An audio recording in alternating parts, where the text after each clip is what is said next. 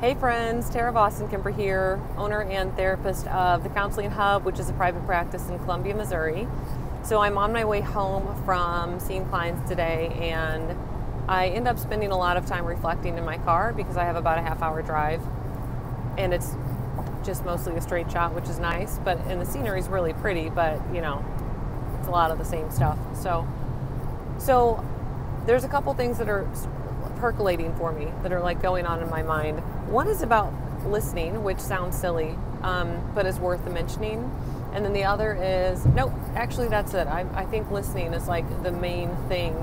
So I do a lot of couples therapy, so I specialize in couples counseling, and I love it. First of all, it is definitely a passion and one of my favorite things.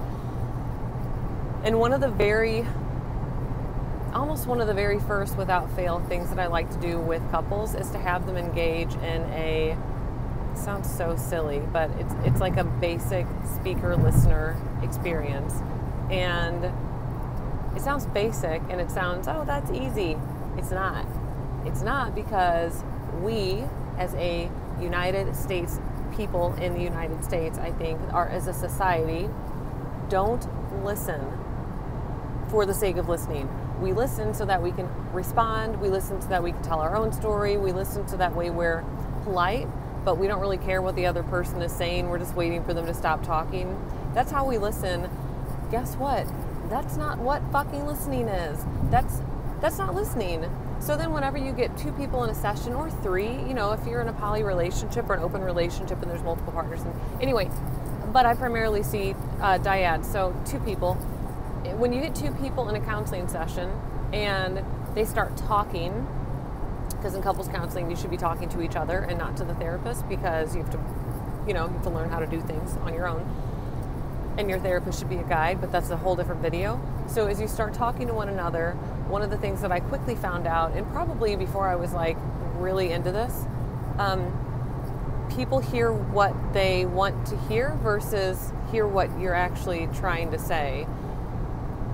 And that's it. I mean, that's really just what happens. Is if I'm talking to my partner, especially if it's something that we've been kind of entrenched in. So if it's like a hard topic or something where we've met gridlock, to use a Gottman term, or if it's something where we feel really, really stuck, and I know what they're going to say. They're going to say this and blah, blah, but that's not. I feel this way. If it ends up being one of those things. We just shut down, and not even necessarily intentionally, and we don't even necessarily shut down intentionally, and I don't think that we shut down in terms of like stone face, not listen at all to what is, or not engage with what's being said, but it's like we mentally shift and we decide, I already know what this is, so I'm not going to listen. I already know what they're going to say, so I'm not going to ask questions. I already know how they feel, so I don't need to empathize. It's like all of the basic things that go into listening are just done. I know this already. I don't care. It's not I don't care, but I know this. I'm angry too. I want to be heard. It's usually what ends up being some variation of that. So to come full circle, I don't know. I just started rambling for a second, which is not a surprise if you know me at all. But to come full circle, listening is very, very basic, but it's really freaking difficult. And again, it's difficult because we have our own agenda and experience and intense feelings and triggers and perception and interpretation of all the stuff that's going on, of all the history behind the topic, of all the things that are being said. So that is, I cannot understate enough how important actual listening is. So maybe this, if you want some homework from this random little video, next time you talk to your partner, even if it's a thing that you think you know all about, or in the middle of a fight, which, I mean, good luck. That's really hard to do if you're not used to doing it. But if you're in the middle of a fight, or I'm sorry, you can try it in the middle of a fight, but I'd recommend just doing it whenever, things are pretty chillax between the two of you. Don't solve whatever the problem is, if there is a problem, and don't talk about yourself.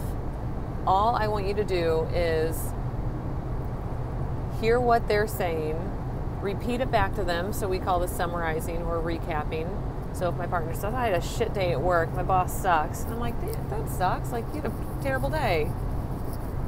Boom, that's a summarizing. You had a shit day and your boss sucks. Cool. And then ask questions or have them expand on what they're saying. Tell me more about your day. I'm sorry, your boss sucks. Tell me why they suck. Or tell me all about it. Or what made your day so terrible. Or any variation of that. And then empathize. Validate. I can understand why you had a terrible day because your boss told you to do something and then pulled the rug out from under you or threw you under the bus. I would be so upset also. I'd be so angry also. There you go. That's listening in a nutshell. Again, nothing about you. It's not about how you had a terrible day also. Not yet. I think after you're done listening and like recapping, then you're then able to share at that point. Like, hey, I'd love to talk about my day with you also. And I know that I'm talking about this in a pretty cut and dry fashion, and it rarely goes that way. But that is the simplified version of active listening, which is not in and of itself couples counseling. So keep that in mind. If you go into couples counselor and they're like, we're going to do active listening and that's it, that's not enough. It's literally not enough. You have to dive into stuff. That's just not it. So anyway, it's been fun, y'all. Have a great day. See ya.